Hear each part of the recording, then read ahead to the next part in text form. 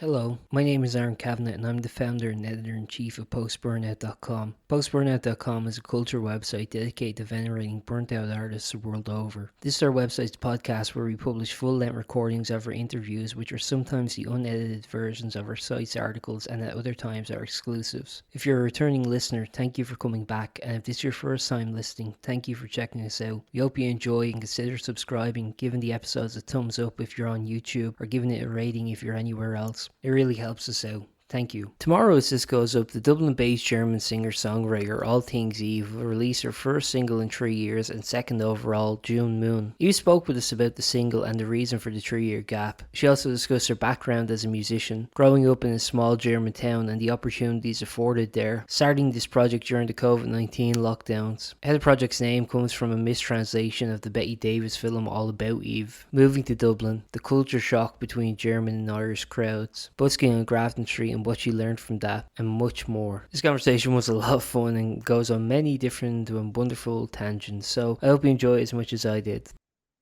Hello. Hey Eve, how are you? Hi, how are you doing? I'm grand. It's really nice to meet you. Really nice to meet you too. Thank you so much for taking the time to do this. It's really Oh, nice. absolutely. I read a little bit about the whole format on the website, and it's really cool. Thank you. I think I like the idea of realizing that like every artist has to have a side hustle because we Yeah. all do. We well, all let, do.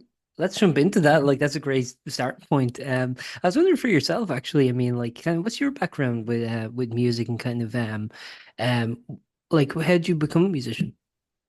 Um, I think. I've always sang. I've always sang in cover bands. I'm not sure if you know that I'm from Germany. I don't know. Mm-hmm. Yeah, I'm from Germany, and back there we did weddings and like from when I was around 15. But yeah, like my songwriting journey only started in 2020. Yeah, 2020 because of the lockdown when everything Mm-hmm. shut down. Yeah, and then I from there it went like I wrote my little songs, and then once the world opened up again, I tried to play them live as much as I could in Germany, in countryside Germany, which is not the Yeah. easiest. But yeah, that's What kind been of the nearest city, I guess, to where you were in Germany? it's the biggest city is Saarbrücken there, so it's in the Okay. west of Germany. But yeah, it's very small, but maybe it's actually closer to Paris than it would be to Frankfurt.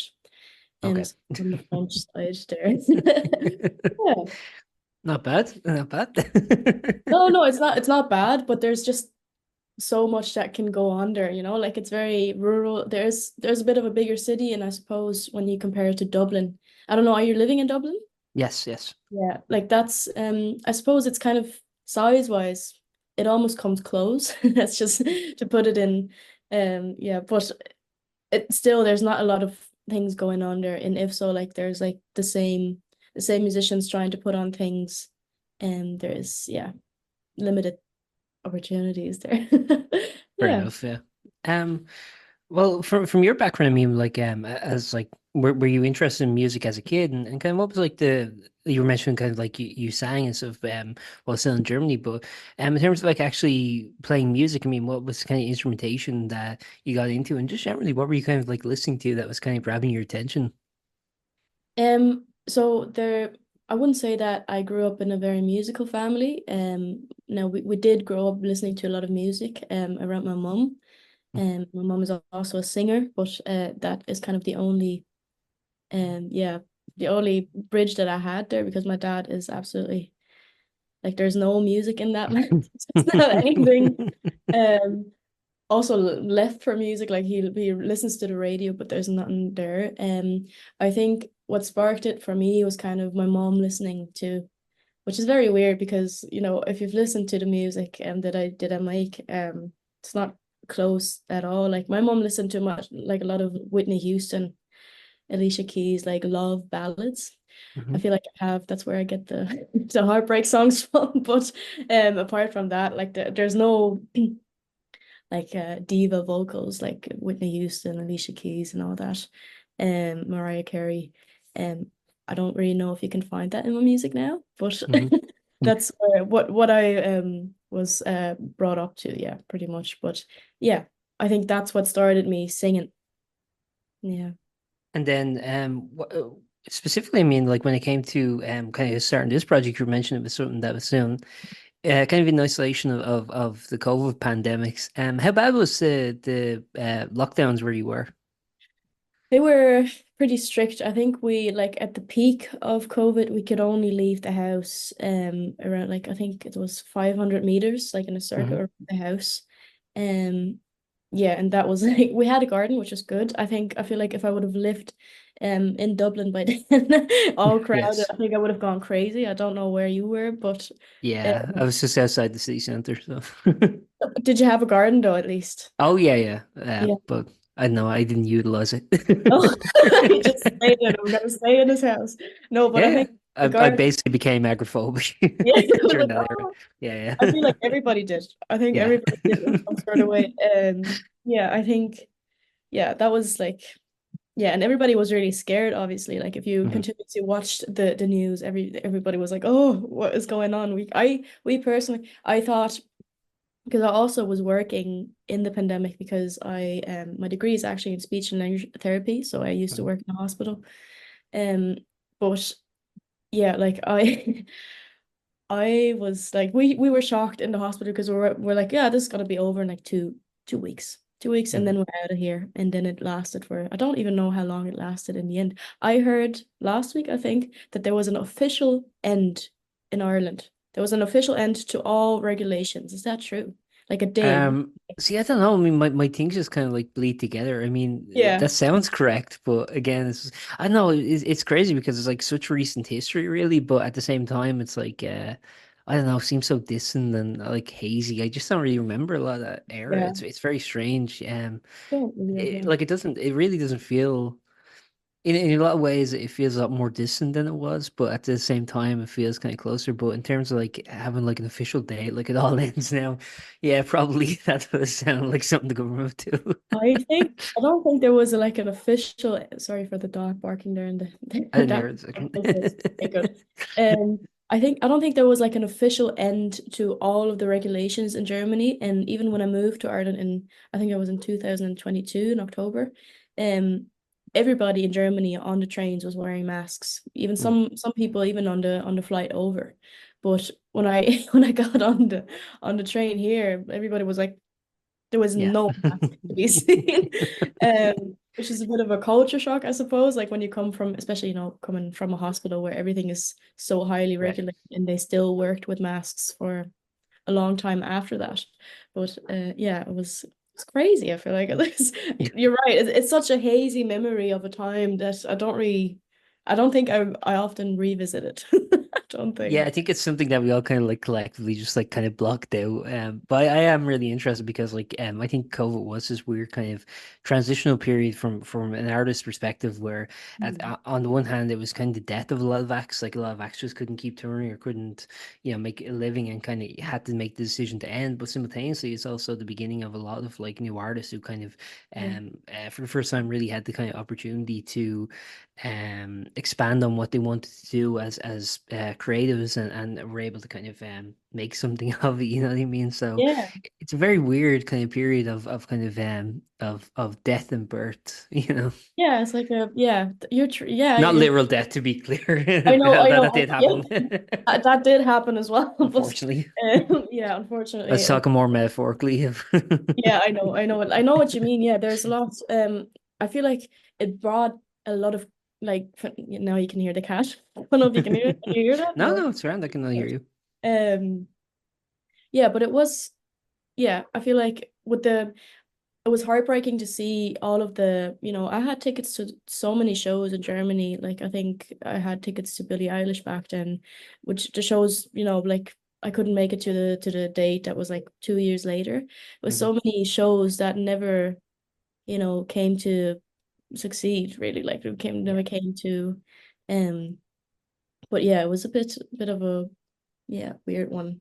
Yeah, I mean, obviously for me it played out well because I had a bit of time to kind of, you know, yeah, find myself within my own music. Hmm. Um, but yeah, at the same time there's a bit of a sadness to it because everything. that was lost there, you know. And probably for a lot of artists that were on their peak there, kind of found it harder to get going again. Yeah. Yeah, it's strange, but it's kind of like a weird thing where like some our acts thankfully got to like have like one final show or whatever, and kind of had to like if you liked our band, come see us, we're playing here or whatever. And then some people just kind of just because the circumstance kind of unceremoniously just kind of dissolved, and it's like it's a shame. And but yeah, I don't know. It's just an interesting time, and yeah, you were mentioning something there that kind of like really like I was like, oh yeah, I remember that. Like we were talking about,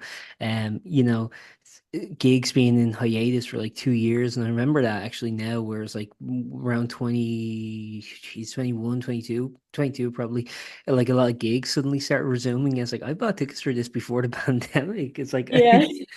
yeah, it's insane. I forgot all about that too. It's just another thing Yeah. that I kind of blanked. And like really, I mean, it's only like 2, 3 years ago.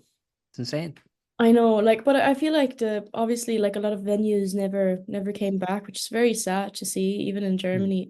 But yeah, like I feel like right now the gig scene is at a bit of a peak because everybody like even like I think the first concert that I got to see after like it was allowed with so many people in one room was Phoebe Bridgers, and Mhm. even there I felt like a bit woozy because I was like, this is I went from me in Yeah. one room, maybe my parents backed in, and then there was so many people around me all of a sudden again.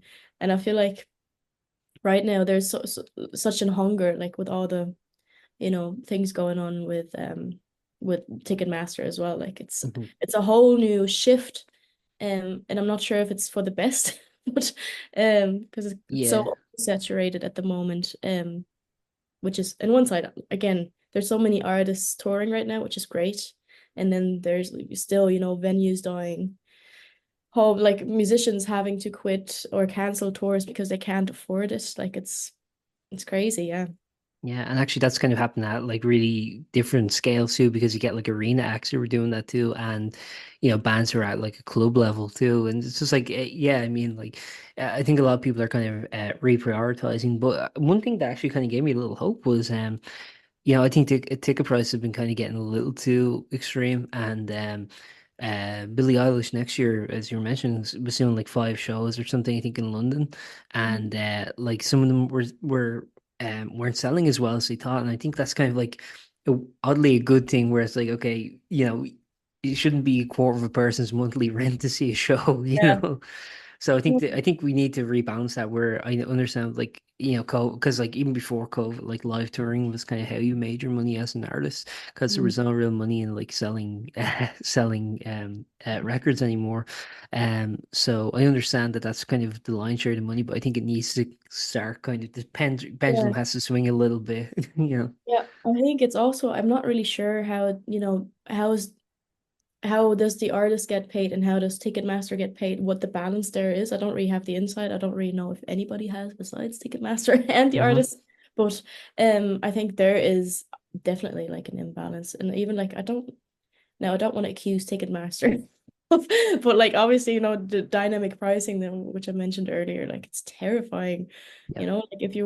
you really want to see a band, I don't know, did you participate in the Oasis ticket war? Absolutely not. No, No. and no shade on Oasis or anything, but it's literally just like I don't want to go through that rigmarole. Anything Yeah. that's like at like a stadium level, I'm like, Mm. no, forget it. Like Yeah. I'll look out if it's something I want to go to, and hopefully try and get a ticket on the second hand at when it comes to it. But yeah, I think actually trying to participate in Ticketmaster. But actually, one thing I thought, like, I think it's an easy system to game, but you just have to make sure everyone's on the same board. But if no one rushes out to buy the tickets as soon as they're on sale, the dynamic pricing thing gets all screwed up. But kind of everyone has to kind of agree to it mutually, Yeah. and not only just That's in the hard. country, but like internationally, because people are trying to like travel and stuff. Especially like with Oasis, as you were mentioning, they're only doing like the UK and Ireland at the Yeah. moment. There'd probably be. more dates announced at some point, but and Ireland went on sale an hour before the UK, so you probably had people from like other countries too trying to like get those tickets. So we had to Yeah. have like an international kind of agreement. No one buy them at like 8 o'clock. I don't know if that would ever work with things like that. If you really think about it, I would love if it would work because we could Yeah, trick the system together, you know? I don't really think, I think there's always going to be people who are like, I'm going to be smart and press now. right. Uh, yeah, but yeah, it would be, I think there just like needs to be regulated. That's just not fair to the fans. Yeah, totally. And I Mm. think, yeah, I think we're seeing that now, that kind of like the talks of regulation. I'm interested to see what kind of happens with that. Mm. Sometimes I just hope like they kind of understand, because like you mentioned, I mean, it is kind of such a sort of non-transparent kind of way of doing business that can be kind of hard to regulate in a way that I don't know if that's like satisfactory, or in a way that kind of I don't know, that makes sense, I guess. Yeah, it is hard. Like, and obviously, like, if we're talking about people like Billie Eilish and Taylor Swift, let's say there's a team, like a huge production behind it. You know, like Right, there's right. people that have to get, feed their families and bring the money home. There is obviously like the bigger the production, the bigger the price. For me, it could be, yeah, but at the same time, yeah, there Taylor Swift, we don't have to talk about the ticket war there, like there Mhm. is a definite imbalance, and Yeah. it was possible to do that earlier. Like if I'm thinking about, I think I had tickets, I didn't end up going, but I think I had tickets for Pink in 2018. And I think they were like 60, and that was a huge production. She was still already flying around the whole arena. Yeah, So yeah, yeah. um so it is possible, maybe especially, with everything going on in the world where everything gets more expensive. Maybe Yeah. there's also a factor that creeps its way in, but yeah, it's still, I don't know, like it's a very frustrating topic to talk about, especially because we don't have the transparency on everything in the whole scheme of who gets what, especially to the Totally. big artists. Yeah. Ah, Yeah. we're not there yet. I'm not playing the stadiums. Next year we'll revisit this and be like when you are playing the stadiums Next year. next year. Yeah. Actually, as you were mentioning, like you were still in Germany when lockdowns were kind of easing. Did you get to play any shows there, or did you only start playing live when you came over here? I think my own stuff, I think I played a couple cover gigs over there when it all opened up again, and then there was like a couple open mics and like 20-minute set gigs. But I think when it comes to really, crafting, live music, I think I learned that here. And I think there's a big advantage to that because Irish people are phenomenal at that. Hmm. Yeah. There's the whole thing of, now, I will say, when I came here, I was used to German attentive crowds. And Yes. when I came here, everybody at the gig was yapping, everybody. And at Yeah. one gig, I think I was playing in the Grand Social, and was a kind of like a stripped back acoustic thing with a lot of artists besides me. Hmm. And I think I was sometime in the middle, like it was my turn, and I got on stage, and everybody was yapping through the artists, and because it was a stripped back gig, like there was only guitars or like some keyboards, so it's Right. really quiet. But everybody was yapping through it, and I got on stage, and I was like, everybody, like if you want to have a drink and yap, go out into the smoking area and come back once you're yapped out, but Hmm. don't, like I feel like I was so angry at everybody, not even really for me, but before the acts before me, you kind of had to sit through that. It's not a fucking wedding where you can just sit and someone's playing the piano. It's a gig. You Yeah. bought a ticket to go see live music. But yeah, after that I was approached at another gig by a girl, and she was like, "You're the girl who shushed the people up like that in the Grand Social." I was like, You "This is did not." that for me. That's the way you get booked at. Yeah, but see, this is not what I want to be known for. Like, if she would have said, "Yeah, the girl who played in the Grand Social, I really Right. love that song," and you shush the people. Yeah. Yeah, but yeah, there's definitely a huge difference there. Yeah, Yeah. in the big scene. You should start your gigs with like just a big siren like Yeah, sound that just like stop talking, and and just like everyone meditation. can say, yeah, yeah, yeah. And then just like come on, just like as your intro kind of thing, like yeah. Yeah. No, I, I do get what you're saying. Like it's so disrespectful to kind of see that kind of like when they're on, when someone's on, you're just like talking. It's like going to the cinema and just like talking through a film or something. It's like that. This it might actually be worse because like the actors on the screen aren't like in the not cinema. here. It's actually it's more like going to the theater. That would be a better comparison. That'd be better simile. It's like going Oh, to a theater and talking. yeah, it's just because you pay for it, and even like you even pay for the ticket. And yes, there is pints, and I'm happy for you if you're having like a fun time with your friends. But still, like there is, yeah. I don't know if that was the same before COVID. Do you think? I think actually since COVID, a lot of things have gotten worse. A lot of etiquette in public places have gotten worse. I Yeah, mentioned the cinema, and that is because since COVID, I find audiences are way worse in cinemas. Like every time I go to a film, unless it's like the IFI or the Lighthouse kind of more kind of yeah, indie cinemas. If I go to any kind of like any of the chain cinemas to see a film, it's like not all the time, but a lot of the time people just don't have the kind of respect that they used to have. And actually, sometimes I kind of wonder about like kids who were kind of brought up during COVID because if you were like 4 years old when COVID began, you were like six when it ended, let's say. And it's yeah, like, I don't know, a lot of them formative years when you're kind of bringing kids to the cinema is sort of lost. And it's like, I don't know, you kind of just learn etiquette as you go, as you just kind of pick it up, you know? yeah. And I don't know if a part of that, but I do think it's a lot of etiquette's gotten worse, especially like I go to the library a lot. And like I just find like there's whenever like kids come in, it's just like really loud now. I'm like, oh no. So it's always like I try to go before like the schools get out. Yeah, yeah. I think, I came here as an au pair, and I think I always used to the library as, especially when it was raining, as Yeah, kind of an outlet to kind of let them, calm down and read, but obviously kids will be loud. yeah, But I I forgive kids way more than adults at a gig, I totally, think. totally. Um, Well, yeah, I think a lot of it got lost there, yeah. Also like the people at concerts who just kind of are pretending to be on the phone is like, oh yeah, I'm searching for my friends, and then they move past you. And oh yeah, yeah. I'm tiny. I'm like really, I'm like this 5 meter man, 5 meter, Yeah. 2 meter, and in front of me, I'm like, nice. You know, the one I hate, like the move I hate when people are trying to get past you, because sometimes you just genuinely don't hear the person or something. Like I had one woman kind of like do the shock thing on my hips. It's like, oh, it's like a shock. I'm like, that was the weirdest one I've ever Really, had. that is Yeah, weird. just to kind of move. I know, yeah. I swear to Oh my Christ, I forget gosh, what gig with that was at, but I was like, okay, you that can is just, yeah, crazy. I've sorry. never heard that. Yeah, yeah, no, kind of like it gave me a shock. I was, Jesus, okay. You reset my system Yeah, completely. the nervous system. Yeah. Yeah, exactly. Oh, So when you kind of came to Ireland, I mean, you mentioned it was in 2020. I mean, how did you kind of find things different over here? ooh, there's a lot of things different. I think, like, obviously, like, my first impression was, there's no masks. Everybody's Yes. roaming around freely. But also there was I came here for the first time in 2019, and I knew immediately that I wanted to move here.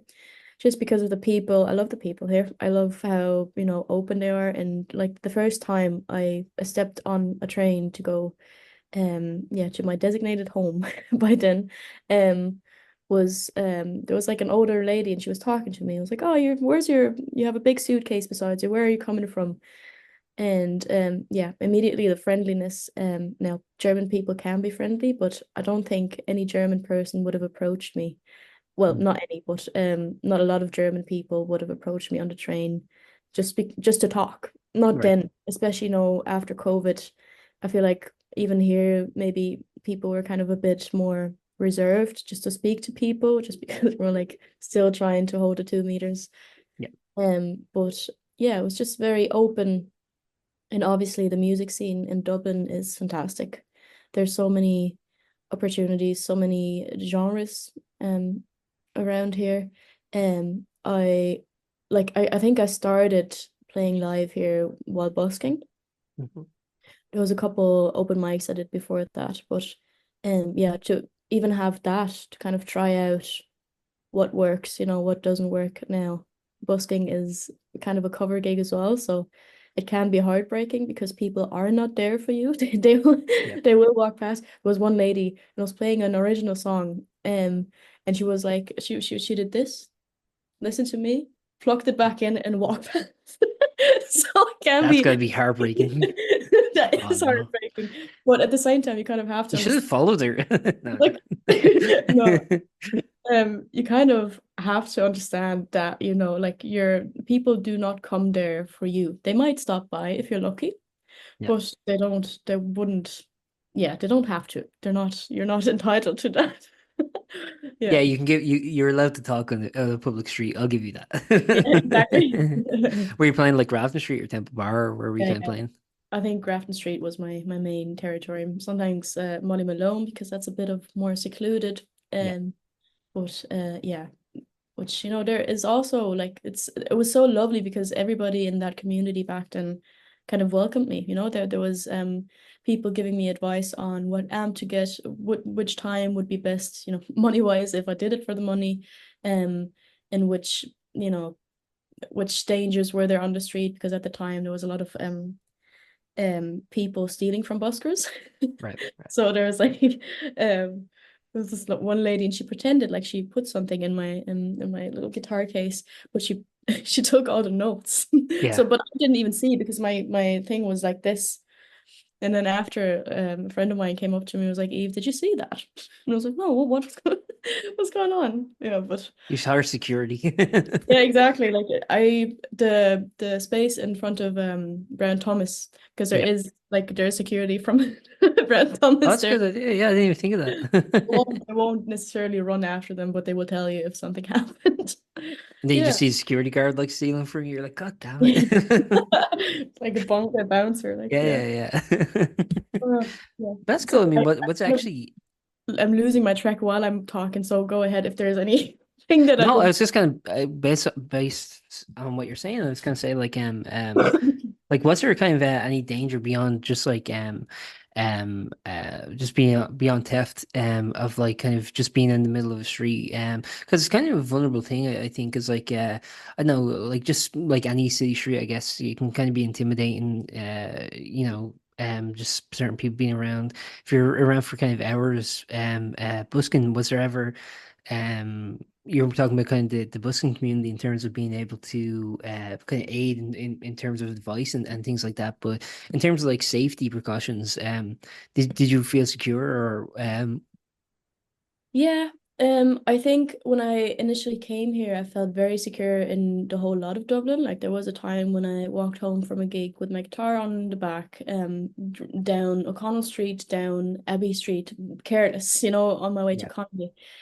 But while busking, I think there was some times when it got worse, but like, there's a big community around, and even if the busker that is going to play the next set after you is just sticking around in the back, that was a big help. But sometimes you would be alone, if it would be on a weekday around 6 o'clock when everybody's home from work by then. And then there's, drunk people who kind of, especially, being a woman, they would approach you more, men yeah, especially. And just, like initially it would be like, can you play us the odd song? If I tell them like I don't know that song actually. I was trying to stay friendly, but like there is a certain aspect to it of being wary of those situations. And then yeah, no, with drunk people or drug addicts around, like sometimes that can be a bit, yeah, you but you start to know, um yeah, you can kind of tell after a while when there's a situation where you're like, okay, I'm packing in, or I can handle this, yeah, or I'm calling yeah. for help. There's always people around normally, but yeah, there would be times where you were like, oh, I'm actually not going to go out today because yesterday my friend's amp got stolen, or all of their money while busking got stolen. Because I'm surely not going to run after them. I won't. I won't do that. I don't dare. Yeah. Yeah, no, that's sad. I mean, that like it's still that kind of like commonplace misogyny is still kind of like around that kind of like intimidation and I don't know, it's just like it's a really ugly thing. Like even I remember like working with like women colleagues and just being like hearing like guys like flirt with them and all just like kind of secondhand cringe. You know what I mean? Yeah. It's like it's awful kind of I don't know. It's an awful kind of environment, but I'm glad that like it didn't dissuade you from what you were doing. I mean, do you still busk, or is that kind of behind you now? I moved to Kildare now, so like bringing all of my gear in every weekend while having a full-time job and another side hustle and the music is just a bit much. Sure. So for now I'm just concentrating on, releasing music and playing original gigs. Because while busking, you do have to do a lot of cover gigs, which is great for sometimes like it was great for the money, like from Sundays when the sun was out and there was a lot of um tourists around, you'd get like 150 per hour, which is great, Nice. Yeah. especially, if you're struggling artists. But yeah, I think right now I'm just focusing on more so like the songwriting, releasing, and like not so much the covers. Try to focus on the originals right now. But it taught me a lot about, live craft and how to speak to people when you're on stage and how to make fun of them if they if they're interrupting, like kind of to take it with a bit of salt. Yeah. Actually, is that a good way of acclimatizing to, I guess, Irish people busking on the streets of Dublin? Yeah, I think they were like everybody was very welcoming. Like Mm, there was no sort of like jealousy or like no, this is our space. You can't right. come here and just like move here and just take our slots, Like there's also like a whole community about if someone is playing after me, I will watch their gear and they can go for a coffee. Obviously that doesn't always go end well because like you can't if they're placing it behind you, you don't have any view on that. But Right. in general, It's in your there peripheral vision. Yeah. yeah, like I was always saying like place it please in front of me because I can't do anything if it's behind me, like Yeah, especially if I'm totally. the only person around. But like even to have that, in the queuing system, if you get there first, let's say I get there to the top of Grafton Street at 11. I'm playing my first set at 12. And then the person came after me is playing the next set at 1. Like I don't think that would work in Germany, There's Yeah. such a communal sense to it. That everybody adheres to these rules and everybody that joins, from different countries, if they're just here for, touring, sometimes they might end up busking out there, but they will adhere to that because it's just such a, it's been like this for years. So it's Hmm. established and it works. Yeah. Um, I want to ask then about your mentioned like your original music. I mean, so you released a single back in 2021 called "Can You?" That would have been released when you were still in Germany. Hmm. Um, yeah, I mean, what was kind of I guess the sort of background on that in terms of like getting your song down and releasing it for the first time? Was that your first time releasing a song? I know you played with acts before, but was that your first time releasing a song or? I think I released a song earlier than that in 2020. I think I took that was called Lost in Space. Okay. Um, but that was very like early days songwriter. And I think after a while I was like, I don't identify with this anymore, so I took it down. But even then, like the first time releasing something, you have no idea what you're doing. If you don't have any sort of, especially if you're, kind of DIY like songwriting musician that is releasing on their own account, you don't really know what you're doing there. And Yeah. I just remember signing up to DistroKid with the distribution system with my dad's credit card because I didn't have a credit card by then. Um, and was like, I don't really know what to do with this. And I think He there's a lot doesn't of know he's being charged still. yeah, exactly. I think he's still paying my sister. Aw. Being honest. Um, yeah, he was like he was okay with that. But I think there was a lot of naivety around that release. And then for Can You, I had a bit of a plan. There's a music video to that. Um, now, if you ask me, can you still identify with that sort of, era? If we're talking in Taylor Swift terms, I don't think I Mhm. can. I think I've grown as a songwriter. But still, like what I was able to do back then with the capacities I had is I'm still proud of that. Um, it's a nice little song. It's nothing bad. It's just that I think I've grown. Yeah. Yeah. Were you self-producing or were you working with external producers? I was working with Nicholas Scholes. No, Yeah. Kunz is his name. I don't really know his last name. His name is Nico. But Okay.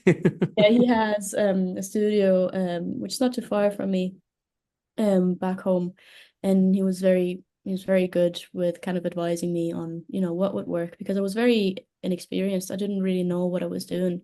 I just wrote silly little songs in my room, and that was all. Like I kind of came to him with an unfinished product and was like, "Hello, this is this.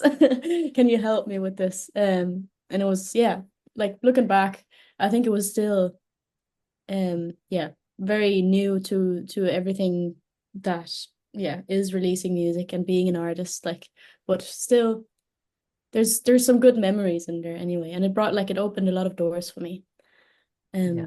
gig wise, and One thing I want to ask, actually, just kind of based on something you were saying there, you're talking about deleting a song that you felt no longer resonate with you. Do you Mm. think artists should be able to do that? Because I'm interested in this because a lot of acts now, because they have the independence, and I've seen this from a few artists go, yeah, we had a song, but we didn't really like it, so we took it down. And it's like, I don't know, I kind of think like when it's sort of a document of your entire career, and especially if something has like longevity with fans. Sometimes re-releases of old albums will have songs missing or things. But do you think artists should be allowed to do that, or do you think it's the people's music once it's out? That is a very good question. Now, I did take it down, um, but also like that song had like the most streams that I've ever had on a song. I think it had like 27,000 at the time I took it down, which I was very proud of. So it was a bit of a hard step as well.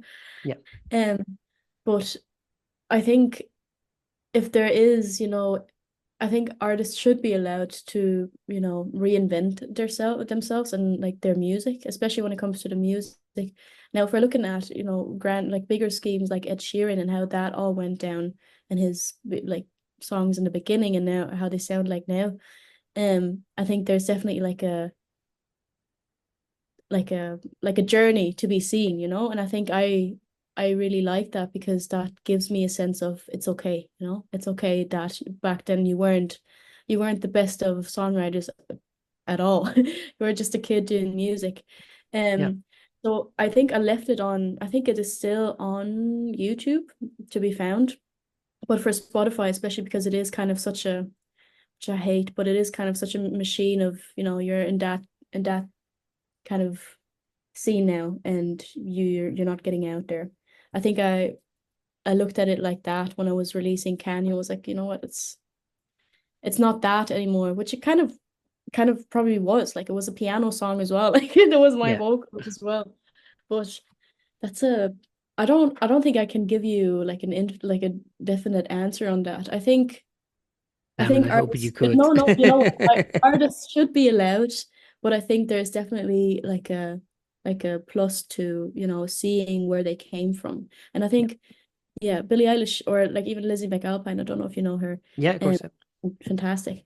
But yeah, she still posts a lot of her songwriting drafts on SoundCloud, And Yeah. I think for, aspiring songwriters or musicians, artists, that is really great to see. So you gave me a bit of a yeah, thing to think about on that, yeah. I think it's historical revisionism, but that's just me. That's That's so just you me. you think it belongs to the listener once it's out. Um, it's interesting, yeah, because I think actually like that's the other thing now with like filmmakers as well who are kind of going back to their old films and like updating visual effects or trying to remove film grain and things like this, and people are kind of like annoyed because like, well, it's not the film we remember.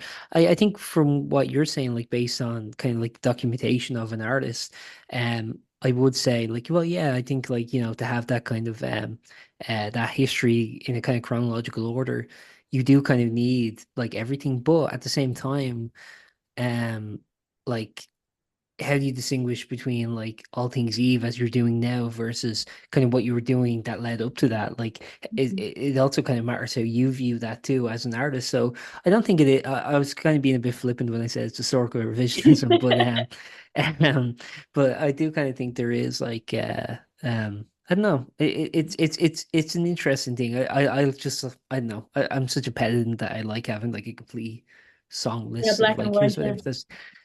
I I know, try not to be. I think I'm a bit I know, more but like nuanced. if you would like have a definite answer on that, you would be kind of like, But if you're looking at, like kind of on theme because she is in Dublin right now, Chapel Roan, she Hmm. had a whole like different project before she even became Chapel Roan. Yeah. Maybe that's another thing to look at. It's like this is Yeah. what I once was and this is what I've become now. Yeah. Okay, Yeah. how about we put it like this? Once you release it under the same project title, you have to stick with it. How about that? I'm not joking. You don't actually have to do any of this. No, I'm I know, just I don't have it, but it's good to think about that because uh, I also like with the artist name, I kind of like every now and then I have this mental breakdown about it because like all things Eve, I don't really know. I know where it came from because I watched like a movie with Bette Davis that is called All About Eve. I just yeah, translated it weirdly from German to yeah. I English. have to admit, I was afraid of calling it All About Eve because of that film. Yeah, Like exactly. But mentally, I just people had it say in my that. head. And Yeah. that's okay because it kind of came from that. It's just like a weird translation. Hmm. Yeah, all things Eve. But I don't sometimes I wonder like does that even suit my project or does that even like match what I'm trying to do? What is it like? Because people sometimes ask about it. I was like, why like that? Hmm. And I can give them the Bette Davis answer, but You could just say, "Why not?" yeah, why There you not? go. Why not? Why the fuck? Yeah, because my name is Eve. Yeah, exactly. And it's all things about me. Oh All my the God. I'm things. sorry. You're gonna hate me for asking this question, but it just came to my mind. And have you ever thought about doing a duo with someone called Adam, or would that just be too cheesy? I have never considered that. But Don't. also the opportunity has not arisen. So if there ever Sure. is like an Adam that is a songwriter and we seem to match musically, Yeah. go ahead. Just do everything like that we associate with the name Eve, and just kind of like make it a sub project with that. That's like that'd be an Yeah. interesting thing, you know? And then you could just have like as many different singles across the world. There was like once I was talking to like a marketing, so a friend of mine is doing a marketing major in music marketing, Mhm. um, and she said you should do this whole project about, Eve in the Bible, and you should talk about rebirth and apples. This is actually a good marketing thing that you're pitching to me right now, but Mhm. at the same time, do I want to? Do I really want? The answer Uh, is yes, you do. No, I'm joking. yes, write about apples, write about killing men. Yeah. So obviously, I mean, like, coming up in on Friday, actually, it'll be out by the time this goes up probably. But your follow-up single is first time. It's first song in I think about 3 years if I'm correct. Yeah. First one I guess done over here. Yeah, it's called June Moon.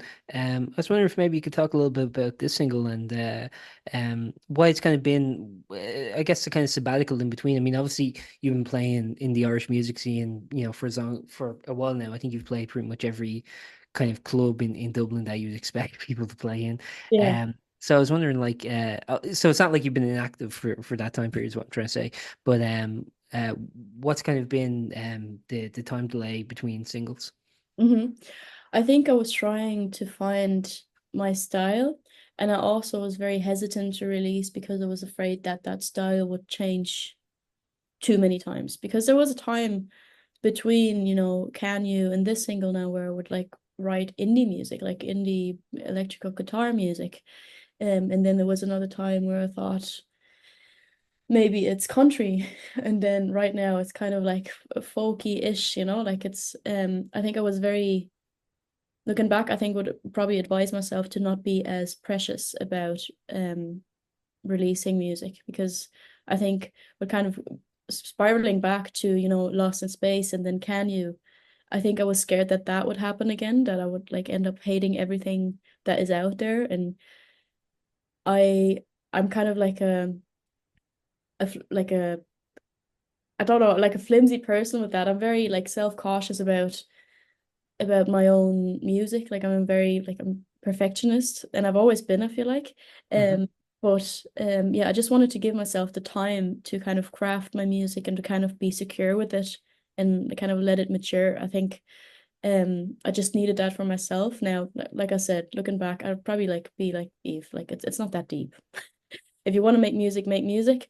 But I think for me, I just needed a bit of time to settle on what I actually wanted to do and if I wanted to pursue music. Because there was a time where I was like, you know what, I'm just gonna work in a normal job, maybe do some, the odd gig, because I kind of had lost hope. But I think I just needed some time. Yeah. Okay. Oh, No. okay, okay, okay. All right, all right, all right. No, just I get you. yeah, We all to need time. sure. Everybody needs time.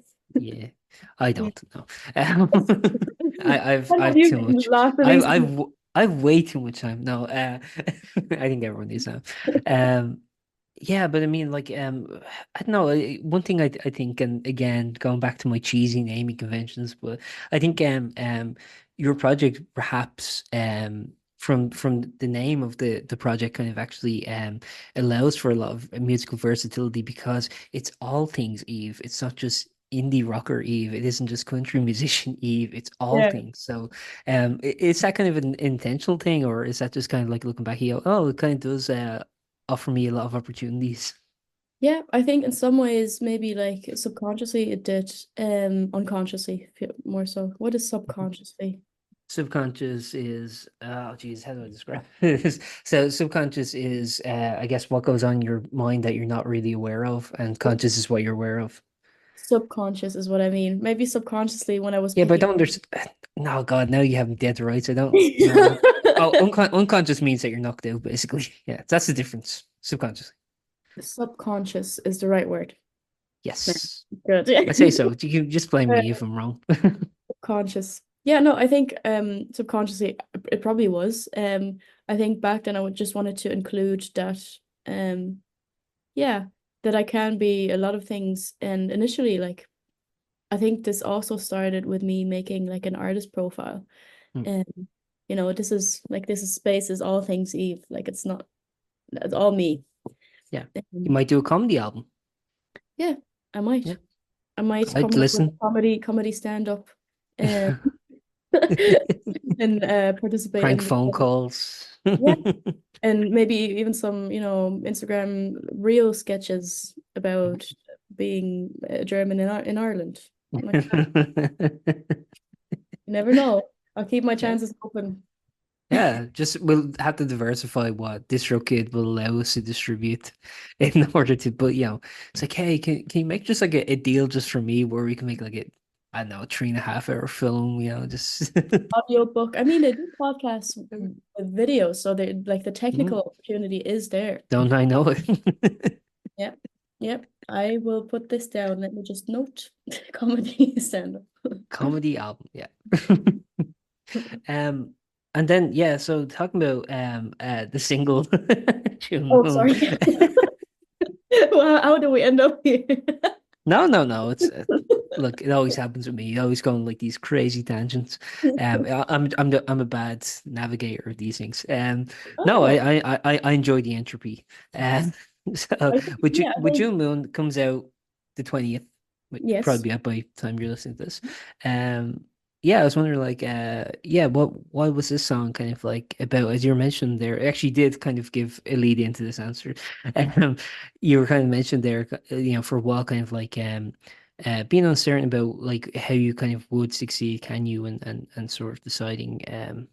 I think there's a good sense of consistency even with the 3 year gap between this and the previous song. I don't know if you agree with me on that, but I think it is like a good follow up, and yeah, will it be 3 years before your next single? No, no, no. Actually recording the single after that right now, so it's in the works. I don't want to. I have so many songs, on my. They're here right now. I can't show you yet. They're gonna fall off. They're gonna fall off.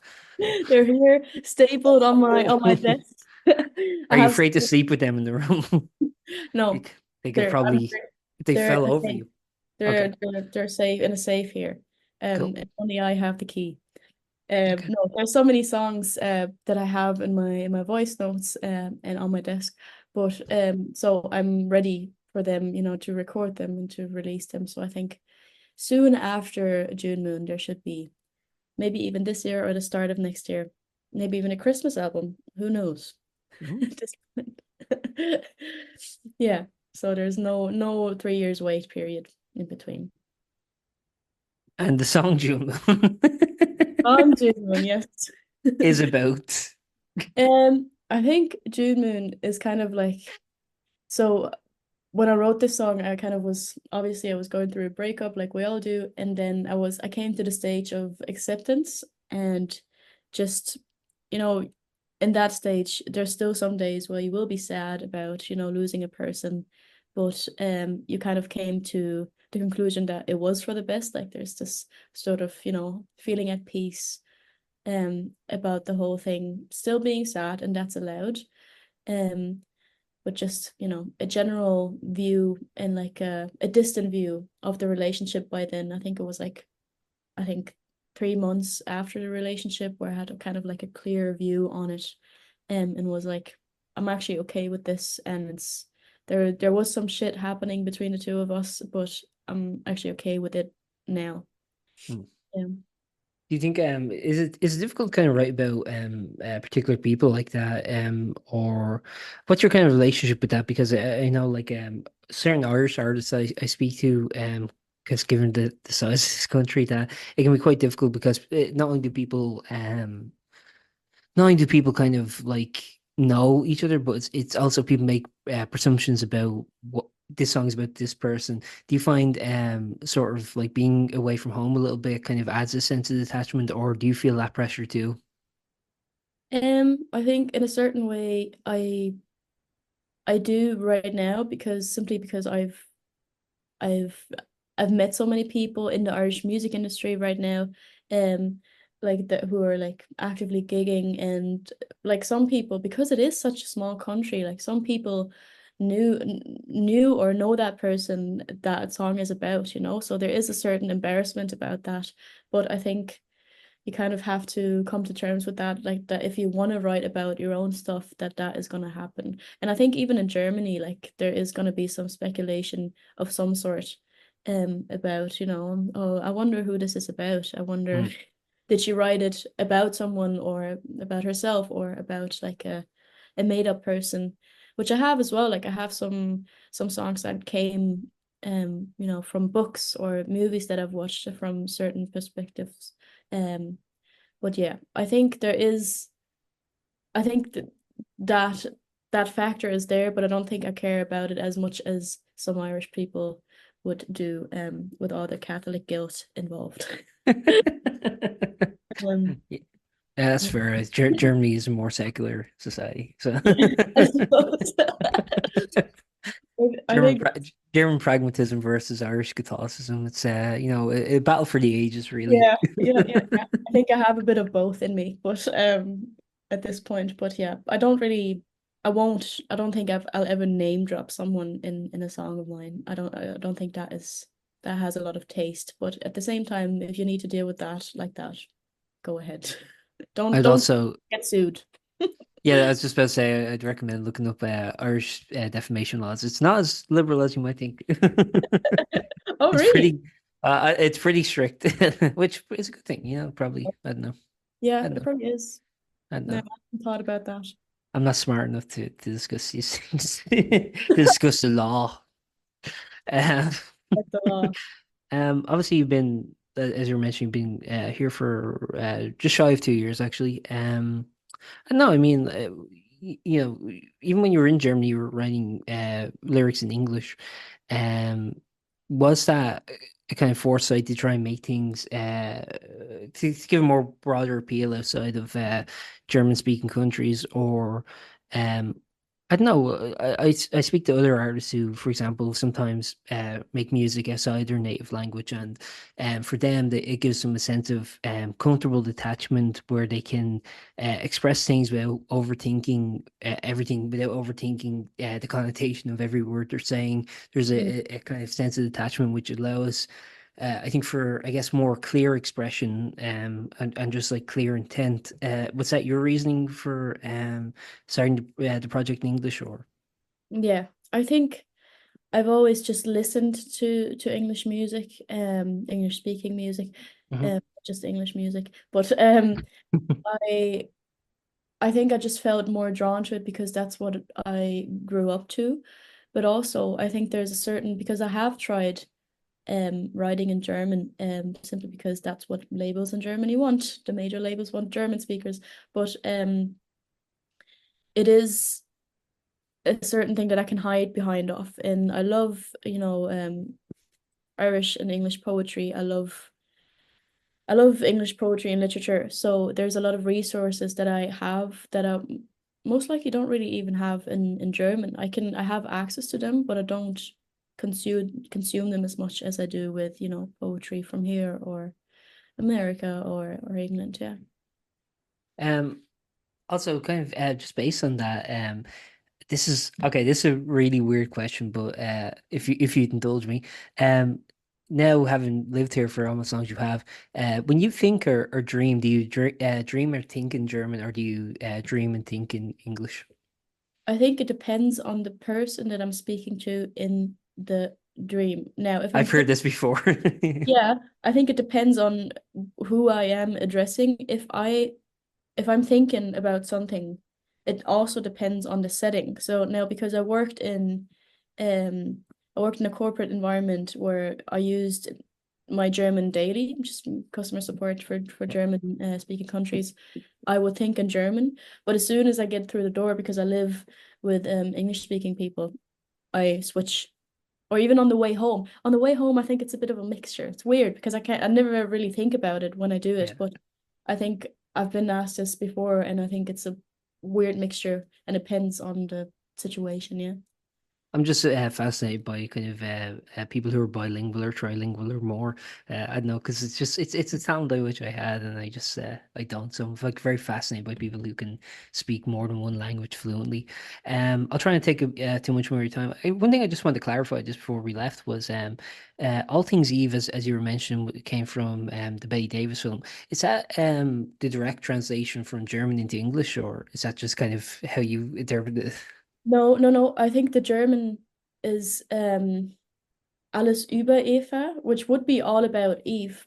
But I just think, like, I think when I was making up that name, because I think that all about no, All Things Eve, oh my God, All Things Eve was there before I released all that music. So I think I thought about it, I think in lockdown, I think so probably like the start of 2020 was where I thought about that name and kind of created the Instagram. Um, and I think I don't really know why I translated it wrong, because it ended like it's just a mistake. It just works, like it's still in the right grammar, I think, Yeah, but no. it just ended up being a mistake that also was lucky, because there is a band that is called All About Eve. Don't know like if they're very known here. I didn't know them before I looked them up, but their streaming numbers are high. Yeah. They're a I think if there's any film that was made like in the 20th century, there's probably a band named after it. band name, yeah. But also I think they were quite successful. So I Hmm. think it was a lucky mistake in the end, yeah. Nice. Um, I just want to plug two shows you have coming up. I'll try and get this out for the day. But Whelan's upstairs, you're doing the headline show. I'll try and get this out for then. That's the day before the single releases. It's on the 19th, and then on the 24th, you're playing Ruby sessions. Yeah, I mean, I guess generally, what can kind of people expect if they pop along to those shows? Yeah. The 19th is actually not a headline show. It's kind of like viewed as a kind of could be viewed as a single release party, because there is two other bands playing with me. Mhm. And there is an artist called Callum Agnew, and then there is a band called He the Fool, who I've seen live before, and they're fantastic. But I think because it is Whelan's upstairs, we're all in more stripped back Mhm. setting, which is nice to see, especially like bands like He the Fool, like they're an eight piece, I believe, eight or seven people. So normally they even have like a saxophone on stage. Yeah. So it's nice to have songs, secluded in a like a little tiny room to bring them down to their to what they Humble them. humble them, especially, no. I think with my songs now, I've played with my band for a bit now. It's the same. So every time I'm playing a solo show, kind of feel a bit empty. I was like, oh, I'm Right. just sitting with my guitar again. But I think it would be nice just to have like a little chill night, talk about the songs. And yeah, like kind of celebrate the release of June Moon, my first single in fucking 4 years, 3 years. Tree, yeah. Give yourself Yeah, a break. yeah, Well, exactly. you've been traveling a lot. You've had some fun COVID. Yeah, there were so many things going on. Yeah, the cat. I had to bring out the cat and all that. That'll do it. Give you 3 years of your life. Actually, you were talking about the expansion of the band. I was just wondering. I mean, like now that the project has expanded onto a band. I mean, has that kind of changed your dynamic? Are things more collaborative? Are you taking in other members' kind of influence, or is it still very much? No, my name is on the drum kit. No, I think it's become different, especially when it comes to playing live shows and arrangement. I am very lucky because my drummer is also my producer. So he Cool. knows my quirks. And I think arrangement wise, when it comes to, recording, um, also for June Moon, there was a collaboration happening, with the drum. Matt was playing the drums on it, and Stephen, my guitarist, was playing the electric guitar. I think it just works like I bring the song and the kind of the rough basics around it, some chords and the lyrics, and then we bring it on from there. I think it's certainly changed and really enhanced the whole process. Yeah. Perfect. You've been very great for your time. I won't take up any more. I'll just finish by asking, is there anything you'd like to add before I wrap up? Anything you'd like to plug? Anything at all? Mm, no, not really. I think like the following Tuesday, I forgot which one it is, but that I'm playing the Ruby sessions there. If you want to mention that, you don't have to. That's on But the 24th day. I said it. I got it. I got you. you got it. Yeah, I got 24th. it. I got it. Tuesday after. Cool. Um, and otherwise, I would just like to thank you for taking the time and also the project that you've been doing. I've been reading a couple of the articles, and it's really nice to get a kind of insight into, the artists around that are, trying as well to kind of grow and that you're Yeah, leading. it's great. I do what I can. Yeah, yeah. No, but the good thing is there's a lot of great artists in Ireland, including yourself, so it makes my job a lot easier.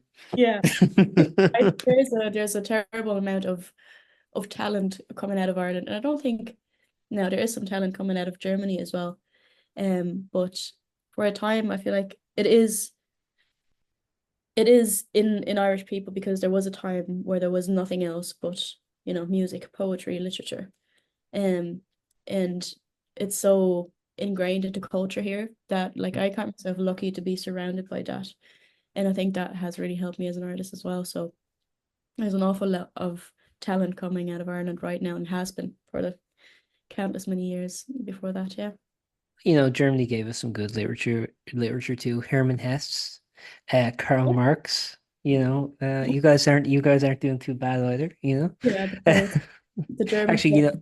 I think it's gonna happen. I think you're gonna get like when this kind of when your project gets kind of more ears and eyes on it, and you're kind of like traveling around more. I think by the time you go back to Germany, you're gonna get so used to traveling in the condensed conditions of Ireland that the idea of like going 5 hours between a city is gonna drive you insane. Oh gosh. That's my prediction. Yeah. No, I It once might be. I was I was once Oh, talking to a guy from Dusseldorf and he was telling me that he was like I was trying to like I was like, yeah, man, like 5 hours between a city just sounds insane to me. He's like, yeah, but he's like, there's a difference between 5 hours in Germany and 5 hours in Ireland. And I don't really know what he meant by that, but if you agree, I think I already do because like the furthest you can drive here from Dublin is probably Dingle.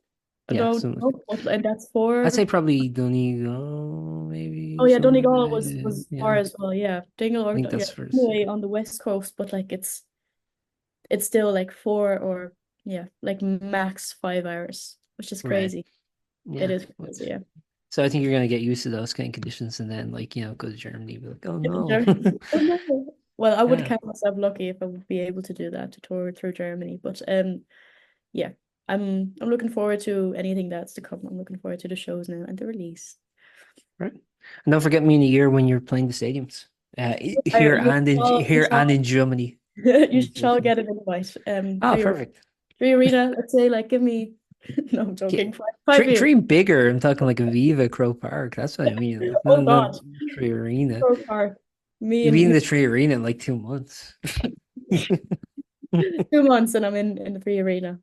Yeah. Maybe, maybe if some sort of weird coincidence happens, I will be, but I don't think. Someone leaves the door open. And I You just like walk in. now I don't count the Aviva or like not the Three Arena with no audience. There has to be an audience of like minimum.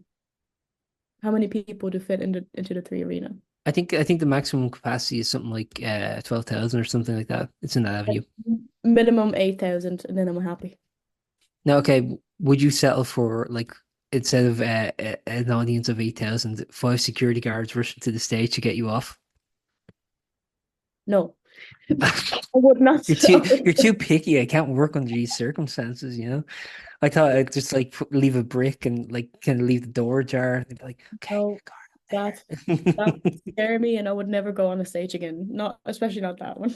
Okay, fair enough. Yeah, also it's a big drop because it's so elevated. I know, Yeah. like it's a If you big fell off if you fell off the workman stage, you'd be fine, but like there you'd probably at least twist your ankle. At least. yeah, especially with the guitar and all. That'd just not be handy. I wouldn't Oh, like. that would definitely break. That would Yeah, definitely break. At I least would. the neck would, if not the body. I Yeah, think the body would. yeah, the body would as well because I would fall on it. And I have a very like this guitar is very light wooded. I've been Mm. told by a very experienced man of Grafton Street. Yeah, He didn't know shit. I'm just gonna no, I'm he did joking. not. Yeah. No, I always wonder that when people kind of come up and offer like unsolicited advice randomly like that. Like I was kind of like, does he actually know he's talking about, or is he just saying it with confidence?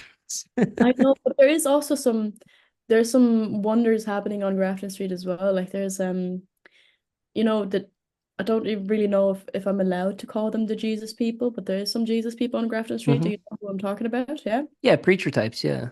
Yeah. They've always Um, been there. and They're harmless. they Well, hold on a are sec, wait. Do you mean the ones who are saying God saves, or do you mean the ones that are a little? No, actually, I'll tell you, it's more Collins Street where you get the kind of more righteous preachers. yeah, where they're like really where they're yelling at you. Do you mean them? There's some Yeah, Henry Grafton Street. Street. Well, not even that. Kind of saying, less than progressive stuff. Yeah, yeah. It's not those because on Grafton Street they just kind of are there with their Jesus sign and they will talk to you if you talk to them, but I don't think Yeah, they would fine. But yeah, sometimes they would give me like maybe no, I don't think I have them here, but you should go over to um like some of those like religious preachers and be like, so what else are you into? what I What else do you like to like, do? besides Jesus, who's Yeah. like the person that influenced you the most? It's like, well, I really like bowling. It's like, oh, okay. You should talk about that more, you know? It's always Jesus with you, man. Yeah, don't limit yourself to just Jesus. I mean, I like Jesus too, but come on, man. Like, Sometimes they would come up and they'd like put little notes into my busking case and we're like you have you have a lovely voice, please use it in the name of the Lord and stuff like that.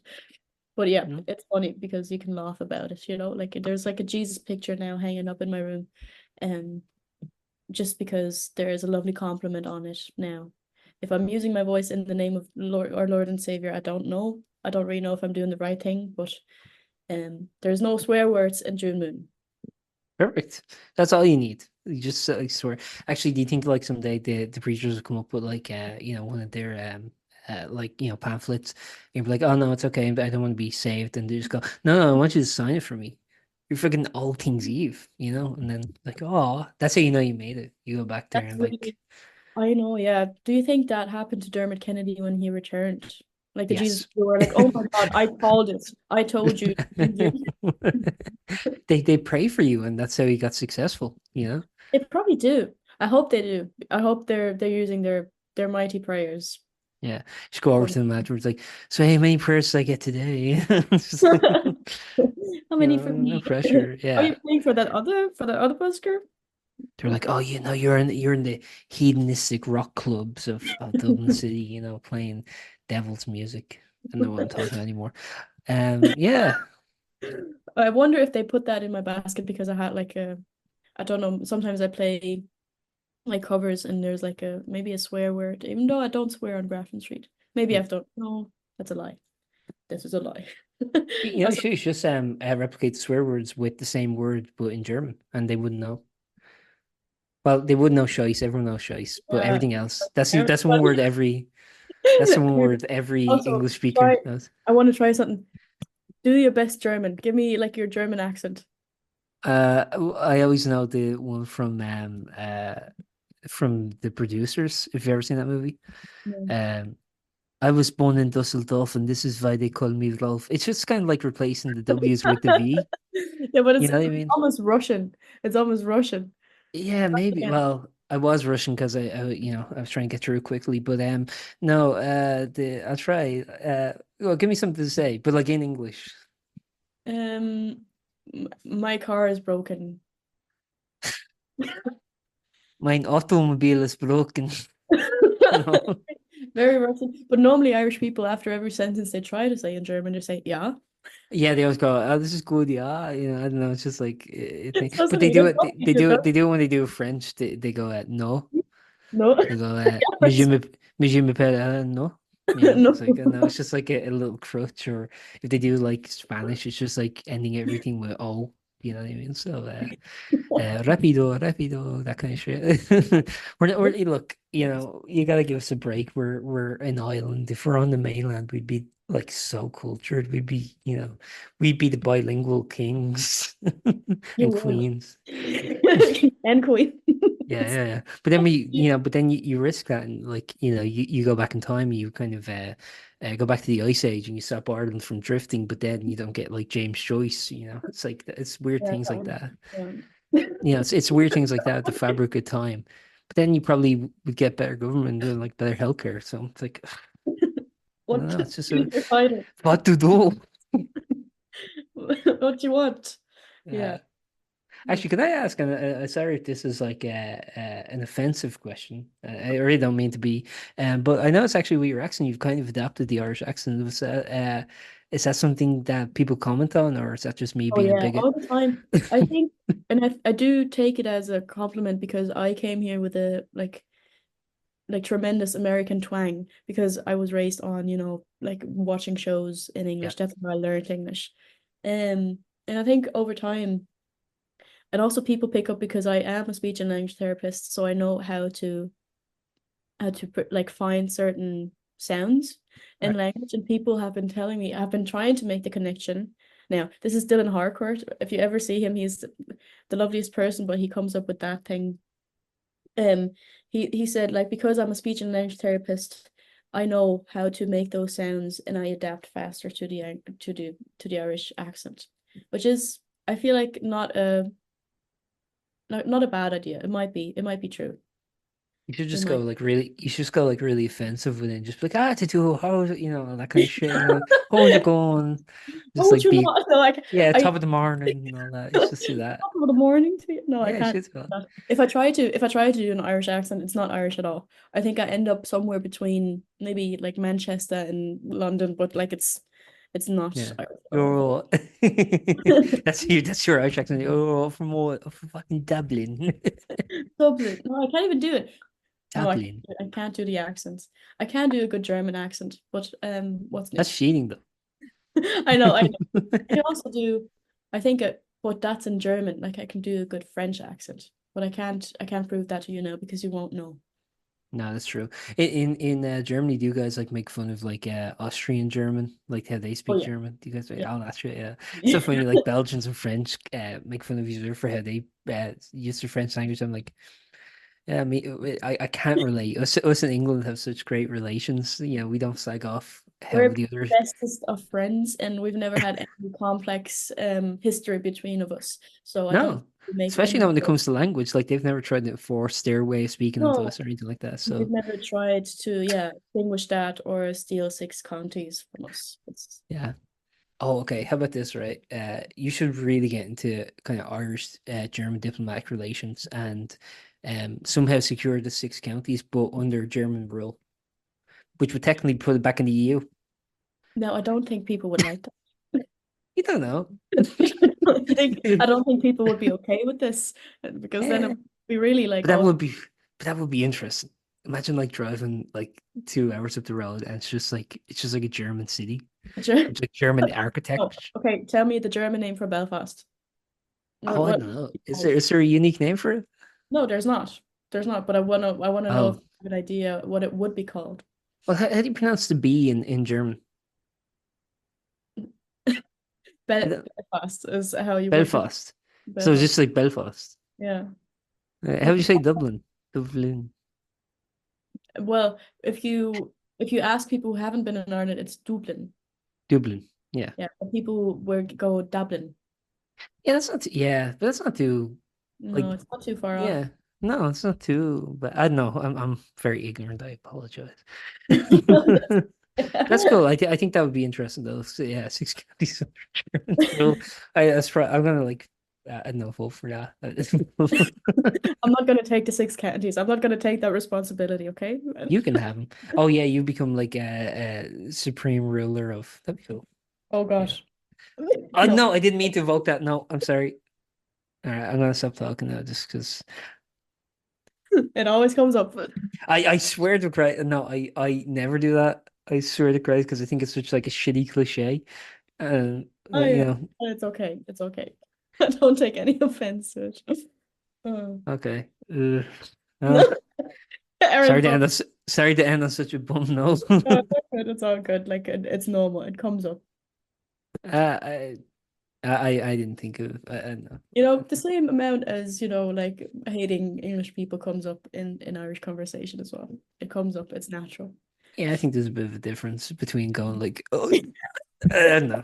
I think there's a bit of a difference. But okay. It just I comes up think with well, no, regularity. actually, okay, I'll say based on certain German voting patterns recently, maybe then it's okay to invoke it, but only Yeah, if it's within the right context. But hey, yeah, the right contacts. the right. Okay. Oh God. Well, this podcast episode just got banned in Germany, so if you're wondering why it's unavailable while using a German VPN, I apologize. Oh, Um, yeah, out to the yeah, people. Es tut uns leid. yes. Yes. Well, actually, now that I brought the topic up, why does Germany still sell the Volkswagen? Oh That's my God. something I've always wondered because What of you the mean? creation of it. Well, the context in which the Oh, the Volkswagen is context of made. it. Yeah, I don't. Mm, That's something I've always thought, and I'm just gonna ask it now because they've broken the seal. you've broken the veil. Yeah, Yeah, I'm I don't. sorry. I don't like to bring this up, but that is something I've always wondered. I I wouldn't be able to tell you. There's Okay. also like in my hometown for the longest time there was still like so in the church, you know how churches have bells? hmm And there was one church in I think they're called church bells. the church bell in the Protestant church was like an old Nazi relic and it never got changed until the point of 2015. Well, Like it what was happened like it then? had like the the thing on it. Like, what is that called in English? Are you talking about the swastika or this Yeah, yeah, eagle? yeah, yeah. Yeah, swastika. So, Yeah. it had that on it and just like some paroles and nobody like took it down for the longest time until someone realized and then there was a big media. I just pictured some walk going. Wait a minute. Wait, what is on there? Yeah. Oh no. We never realized. Every day I went up to ring that bell and I never realized. I don't know what was going on. Hey, no place is perfect. So that's all I'll say. Nowhere's perfect. Yeah. I'll tell you what is perfect. Your music. Oh yeah, Go, yeah. go, go, go. Well, After all that, go see Eve live at Whelan's and Ruby. I'm fun and like I'm not proud of my of my heritage because I'm not allowed. Ah, okay. I'm sorry. What a way to end. Like, yeah. No, my Trying to think music. you, Listen to what my do you, music. It's great. It's great. I swear. yeah, it's much more relatable than whatever the fuck I turned this into. It's okay. We both went there and we have to we have to take it in now. I don't like you covering for me like this. It was my fault. Okay. Um, yeah, it was a really nice talking with you, and hopefully do it again sometime. Yeah, I would love to. Once the next song is ready to go, I'll be here. Or the next Perfect. EP. Who knows? The next stand-up album. Oh, Oh, okay. You should do the world's first stand-up EP where it's just like half jokes. So you and then just get the half setup song? without the punchline. So I'm telling like half the joke without the punchline and then I turn it into a song? Or No, no, no. It's just No, it's just meant to be aggravating, where they're kind of waiting on the punchline, and then there is none. Oh, and then you add a second EP, charge them twice, and then that has the punchlines on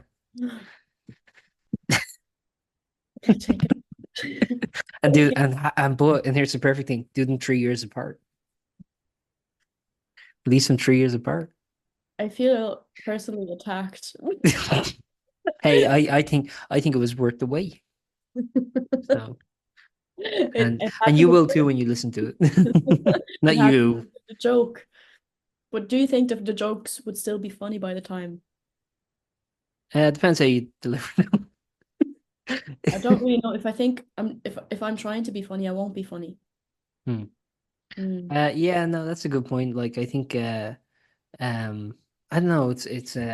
I think anything can be funny with the right delivery. Um, but if you're waiting 3 years between the setup and delivery, I think that'd be really funny to kind of get away with that. You like really have to wait. Like you'd have to commit to the bit, so I couldn't just say after 2 years, yeah, no, I'm now a serious musician. I would have to go there. Or you Otherwise, could do that and just piss people off. I mean, it just depends. Do you want to be loved and respected, or are you okay with pissing people off for your own amusement? Like, you I, can't have both. Like, that's too selfish a know, request. I know that's And I then think also, like, I would that rather is a good, I would rather be loved. then be funny. Okay. Some people can have both. Some people have neither. See, like I'm going down the wholesome route. You can't. All right. All right. Maybe you can go down that route if you're for your personal twisted amusement. I think it requires too much commitment to anything, and I'm just I just live by the arbitrary rules of nature, man.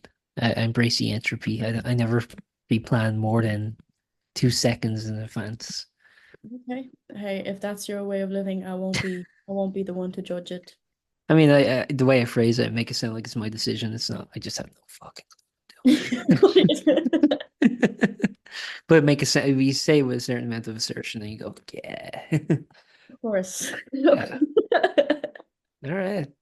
Lovely. Thank you so much, Aaron. Yeah, it was really nice talking with you, and best of luck with everything you have coming up. Yeah, thanks very For much. said. Okay. Have a good night. Thank you for doing Yep. this, and I'll see you soon, I hope. Yeah, take care. Bye.